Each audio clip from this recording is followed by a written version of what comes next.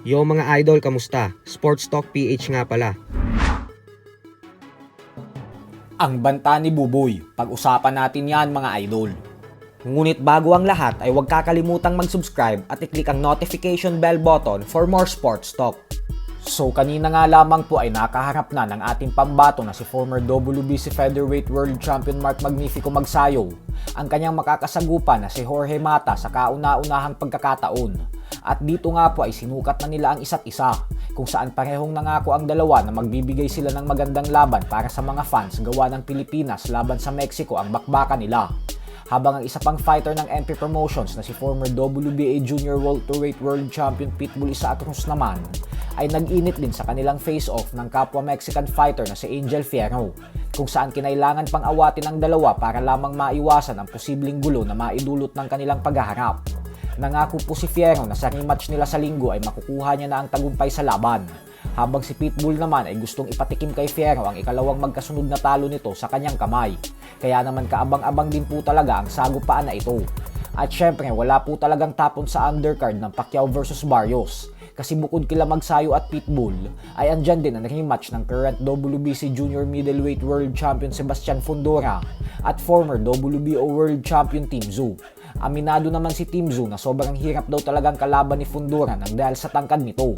Pero may paraan na daw siya para talunin ito sa kanilang ikalawang pagtutuos. Sa kabilang banda naman mga idol ay tila sinigurado naman nga po ng head trainer ng ating pambansang kamauman ni Pacquiao na si Buboy Fernandez ang panalo kontra kay WBC Welterweight World Champion Mario Barrios.